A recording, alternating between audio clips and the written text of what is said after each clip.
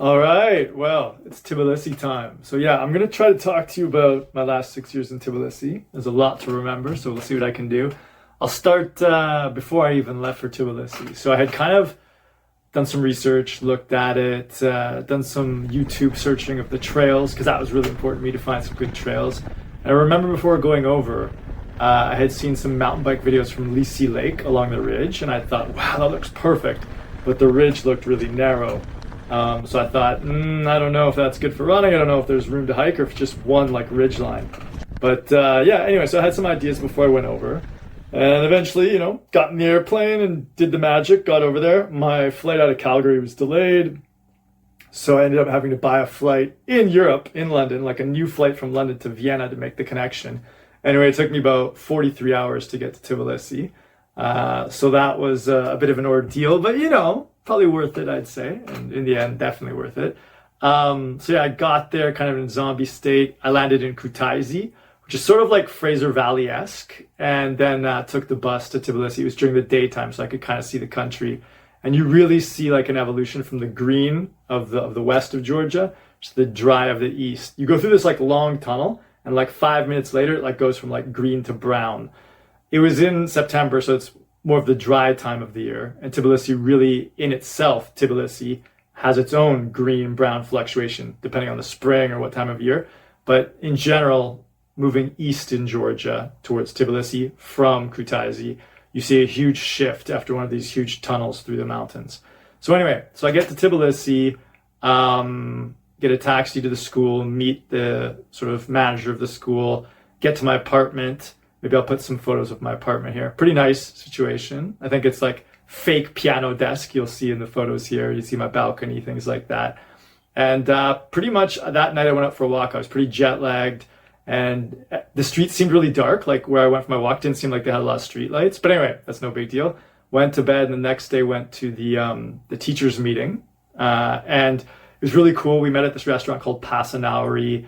And there was like beer and wine and food and everything like that. So I was, me getting into a good state and meeting the other teachers. It was really good. And I remember asking like, one of my questions probably after having a few beers was like, so like, what's dating like in Tbilisi? Like, do you guys use Tinder or what do you use? And everyone's like, no, no, no, no.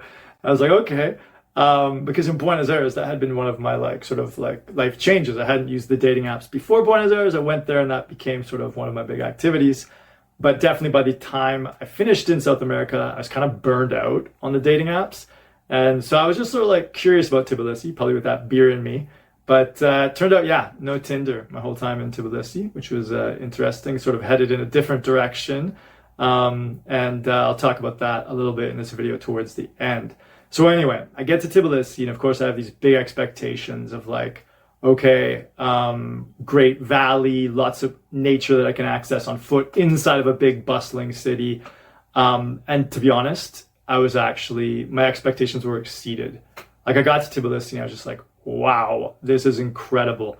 Very first weekend, I headed up to Tbilisi Lake because it was the place that I sort of had seen on the internet beforehand, being like, oh, this is my calling. This is very Kamloops, very dry. And yeah, Tbilisi Lake is on the dry side of the city. Tbilisi, not only having green seasons and brown seasons, also has a green side of the city and a brown side of the city. So me being a Kamloops boy, I went to the brown side. I went up to Tbilisi Lake, and it was like mind-blowing. I was like, wow, this is amazing, right? And so I have some videos of that I can probably share with you. And then later on in the week, I went for a hike with my friend Ross. He's one of the teaching colleagues that I had.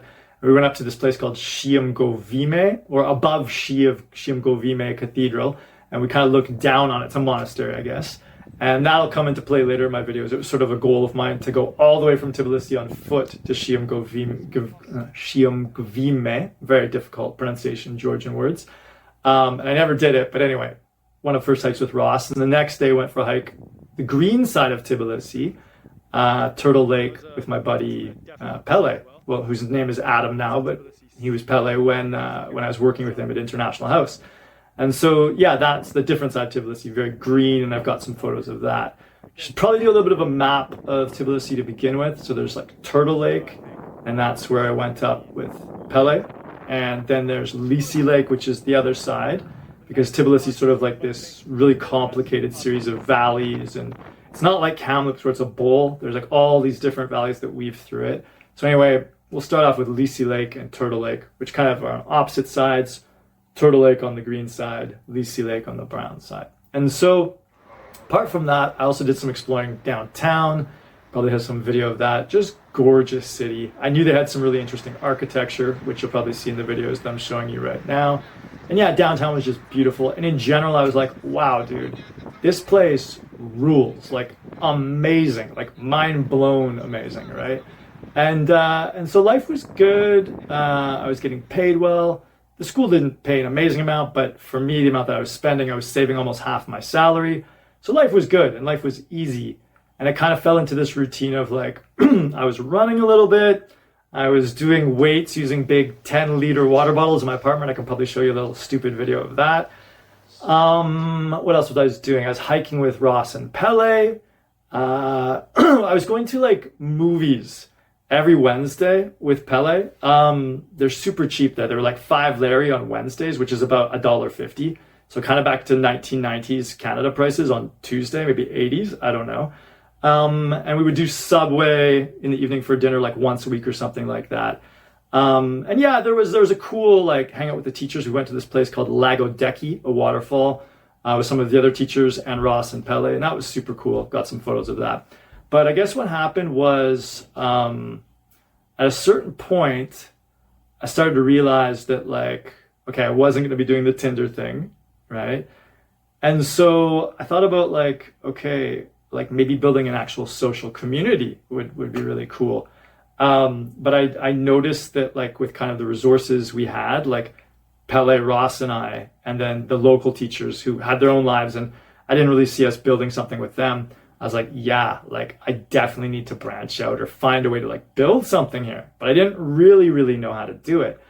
So already in the first few months, I had been going to some music shows, but sort of like I went to these Chechen singers, sort of folk music. Probably put a little video here for you to see. And that was cool, but it's not gonna like ignite a scene or a social life. It's like sort of more like folk music. And there was a band like called Flight Mode or some of these like artsy kind of instrumental post-rock bands. But again, cool to listen to, but not gonna ignite a scene. So I found like this place called Budka, which was this little club, and started going there. And the music there like wasn't like danceable. Like you wouldn't dance to it, you wouldn't party to it. It was really weird, like barely music, like sort of artistic laptop, electro, glitch, ambient noise music. And not that I loved it a lot, but there were a lot of weirdos there. And I was like, okay, this could work. Maybe I could start something here. But the energy that sort of is required to like start something, unless you're drunk, like really wasted or on drugs, a lot of times that's physical movement. Dancing kind of gets you out of your shell. And none of this music was like that. It was like sit in a chair and listen to like bleeps, bloops, static, a little bit of noise, like maybe an occasional catchy beat sometimes. But there was one exception. There was this guy, Ben Wheeler, who's like kind of like, I don't know, like he's a guy from the States, but he's like a musicologist or something in Tbilisi. He works for the university. He's really good at many different instruments and interested in many types of music. But he played Budka one night. He was doing something really weird with cassette tapes, like putting them into a thing and like manipulating the sounds, and it got rocking, like full party dance mode. That was amazing. But in general, Budka was like sit in your chair and like, I don't know, try not to fall asleep to like weird electronic ambient art music, avant-garde stuff. But yeah, so I had hoped I'd meet someone through that.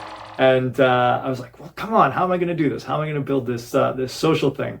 So anyway, kind of got a little closer to Christmas, and like I don't want to knock my staff at International House. They're super cool. Like there's a video here of us all doing this Christmas dance, and Georgians do have a very like lively spirit. It's true. Well, they have like sort of different ways of looking at the world, different frames, but they do have a lively spirit. They love their wine, which actually I want to talk about. Side note. So one of the hikes I did earlier in the fall, late October, I was up sort of above this area called Marginishvili, and I walked down into Marginishvili from sort of like the higher levels, like the trail area, and as I came back into Marginishvili, I could smell wine just like emanating from people's houses. Like they were making their wine, because grapes are huge in Georgia. Georgia's sort of like the birthplace of wine. So yeah, the experience of walking down into Marginishvili neighborhood and having like the smell of wine like flood my nostrils. Just like I'm walking down the street and it's happening from people making it in their yards was amazing, and it was super cool. So anyway, so Georgians love their wine. They love to be expressive. That's cool. They're sort of like the Latinos of the post-Soviet world, which is cool, but there's still a lot of Sovietness to them as well, which I'm not so much a fan of. But anyway, so Christmas was great. There's some Christmas photos here. Georgia does Christmas big, like real big. Like, so another thing they do is they do these crazy little like reggae Bob Marley dreadlock trees called chichilaki, which I love. So you can see some photos of those here. They really do up the streets, like decorate the streets like crazy. So hopefully I've got some video of that for you, or photos. It's really impressive. And the other thing they do is like fireworks are insane. So New Year's Eve is their like Christmas celebration. Although Christmas for them is on January 7th, because they're on the Orthodox calendar, not on our calendar in terms of the year. But New Year's is their big celebration. And on New Year's, I swear to God, the fireworks went on for like half an hour, like a sea of lava. So I probably have a video of this for you guys, because I was out with like Pele and Ian and Annie and a couple of other people above the city, and we could see it. And if I don't have that video, I have somebody else's video that I stole off the internet that I can show you. But fireworks are insane on New Year's, like blew my mind.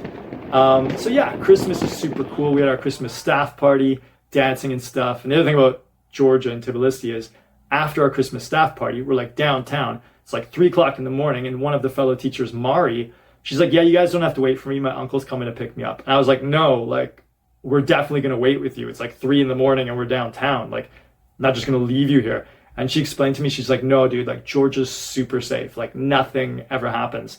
And on that note, she's right. Georgia is super safe. Like you would imagine, maybe it's a little more poor than the Western world, but it is so safe. Although probably in my next video, I'll make a little sort of like an exception to that. That was like super tragic, but in general, Georgia was super safe.